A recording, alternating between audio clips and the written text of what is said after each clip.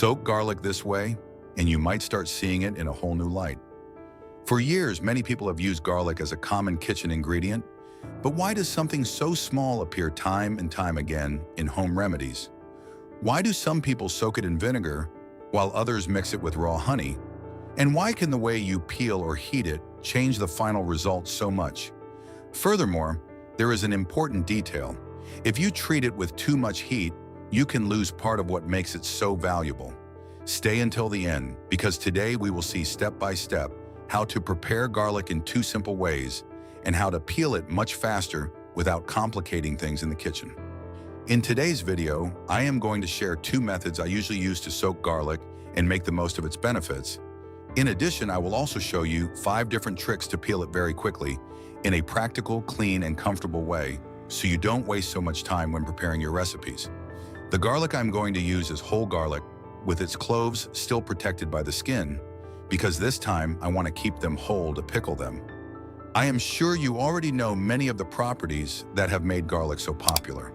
There are many ways to peel it, but when we want to keep each clove whole without crushing or damaging it, it is best to use gentler methods. Therefore, the first trick simply consists of putting all the garlic in a large container and adding water. You can use hot water or even boiling water, because the higher the temperature, the faster the skin softens. However, you have to be careful here. Garlic contains allicin, a compound that is quite sensitive to heat. When it exceeds 140 degrees Fahrenheit, it begins to break down. For this reason, although hot water helps a lot, it is best not to overuse heat if we want to better preserve its properties. After about 20 minutes, the skin becomes much softer and you can remove it almost effortlessly. You just have to pull gently and you will see how easily it comes off. It is a very convenient method, especially when you have many garlic cloves to prepare. What do you think of this first method? Do you think it is worth waiting those minutes to save time later? Now we move on to the second method. One of those tricks so simple that it almost seems too easy to work. You don't need water, you don't need a knife, and you don't need any special utensils either. You just have to take a garlic clove between your thumb and index finger, hold it firmly, and press lightly until you feel the skin start to break. At that moment, the peel loosens and no longer sticks to the garlic like before. You just have to pull it a little, and it comes off much more easily. The interesting thing about this method is that it keeps the clove whole without crushing it too much. If you are preparing garlic for pickling, this is very important because we want each piece to maintain its shape, texture, and clean appearance inside the jar. You can repeat the movement over and over again. Hold, squeeze, the skin cracks, and then you remove it. It is fast, straightforward, and creates almost no mess. Do you think this is better than leaving the garlic in hot water for 20 minutes? Or do you prefer a method that doesn't require waiting? The third method comes from a very simple custom that many grandmothers know well. Instead of using a knife, you can use a plastic bottle cap. It might sound strange at first, but it works quite well.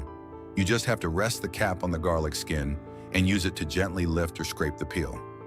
Little by little, the skin begins to separate without the need to use too much force or take unnecessary risks while preparing several cloves in a row. This trick can be especially useful for older adults. Often, using a small knife to peel garlic can be uncomfortable or even risky, especially when there is hand pain, wrist stiffness, or arthritis. A bottle cap is light, simple, and safer. It is not a perfect method, but it gets the job done and can save effort in everyday cooking, especially when preparing large quantities together. Now we come to the fourth method, which also helps a lot when you want to peel several cloves without fighting with the dry skin. It consists of putting the garlic in the oven or an air fryer for a few minutes. The idea is similar to soaking in hot water, applying gentle heat so that the skin loosens and is easier to remove. But there is a point here that shouldn't be forgotten.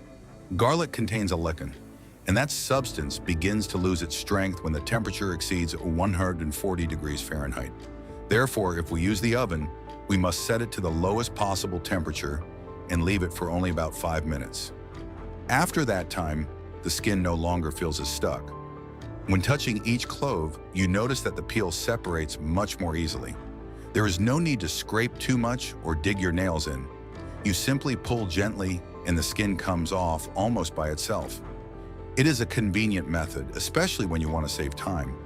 But it also requires care, because the goal is not to cook the garlic, but just to heat it to make peeling easier. Have you ever tried this trick with an oven or air fryer? And now comes my favorite method, the one I use most frequently because it is fast, practical, and does not require heat. First, I cut off the hard root ends of the garlic cloves. Then I place them inside a container with a lid. Next, I close the container tightly and shake it vigorously. The trick is to make the garlic hit the top and bottom of the container because those surfaces are harder and help the skin come off. When you open the container, some cloves already appear completely peeled. Others still have a little skin, but it is so loose that you just need to pull gently to remove it. The best thing about this method is that there is no heat, so the garlic better preserves its natural properties. In addition, it avoids those sticky skins that cling to your fingers and make peeling garlic seem like an endless task in everyday cooking, especially when you are also making preserves for several days at home. When all the garlic cloves are peeled and ready, the next step is to treat them with salt. It is not about adding salt just for flavor, but about preparing the garlic so that it later absorbs the pickling liquid better. First, we place the cloves in a large container, sprinkle a little salt on top, and mix them well with our hands or a spoon. You have to make sure that the salt touches most of the garlic's surface because that contact helps soften its natural intensity. Then we let the garlic rest for about 30 minutes. During that time, the salt helps the strong and spicy flavor become a little milder. It also prepares the cloves to better receive the vinegar later on. This detail may seem small, but it makes a big difference in the final result. When garlic is pickled well, it is not as aggressive when you bite into it and begins to have a much more pleasant balance. Have you ever noticed that some pickled garlic is still too strong? Once that time has passed, it is time to rinse the garlic very well to remove the excess salt. This step is important because we do not want the pickle to be too salty.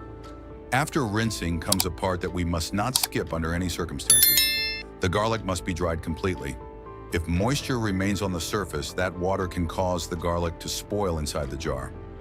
That is why it is best to let it drain well and dry it patiently before continuing. Now we are going to prepare 2 jars. In the first one, we simply place the already dried garlic cloves, and later we will add the pickling liquid. In the second jar, we will do something a little different. We will add a little fresh turmeric along with the garlic. Turmeric is known for its health benefits and contains curcumin, a compound highly valued for its relationship with inflammation. This way we will have 2 versions, a classic one and another enriched with turmeric, to compare both flavors. Now we are going to prepare the liquid that will flavor the pickled garlic. For this recipe, we need about 3 cups of water and about 3 cups of raw apple cider vinegar, preferably with the mother. This type of vinegar better preserves its natural character and provides that acidic, lively, and deep flavor that transforms the garlic as the days go by. We pour it into a pot along with the water and begin to mix calmly. To balance that acidity, we add a cup of sugar. In this case, the sugar is not there just to sweeten, it also helps to better preserve the preparation and softens the strong hit of the vinegar. Then we incorporate 2 teaspoons of salt. We stir everything very well until the sugar and salt have completely dissolved. This step must be done patiently because the liquid has to be uniform before heating it. Then we place the mixture on the stove. We let it boil and then keep it over low heat for a few minutes. We do not need a long or aggressive cooking time.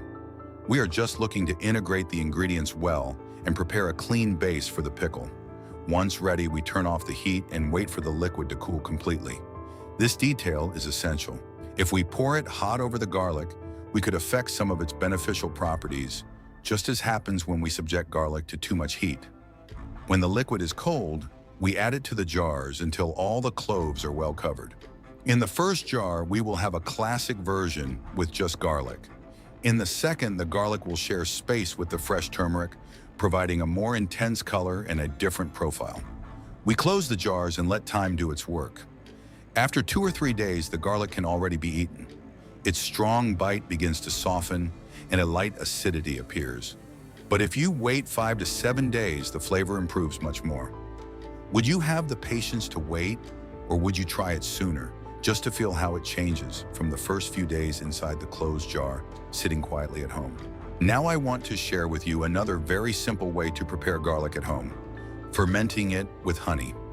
It is one of those jars that many people always keep in the kitchen because it combines the intensity of garlic with the sweet smoothness of honey.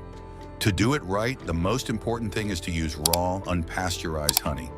If the honey has been heated or processed, many of its natural microorganisms disappear, and we need exactly that natural life for fermentation to begin. The process is simple. We take the already peeled garlic cloves and place them inside a clean, dry jar. Then we pour the honey until they are completely covered.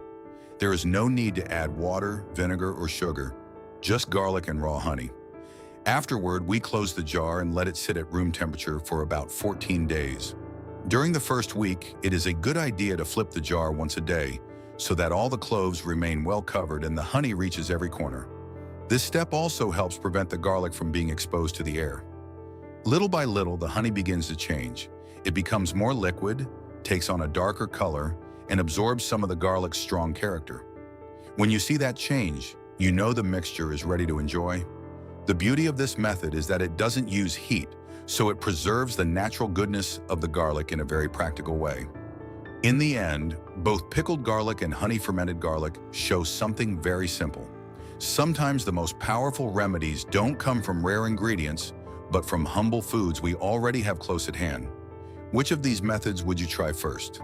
Garlic with vinegar, garlic with turmeric, or garlic with honey? If you found this tip useful, you can like the video, subscribe, and turn on the notification bell so you don't miss new, simple ideas for living a healthier and happier life. Thank you for joining me up to this point with so much attention and patience. See you in the next video.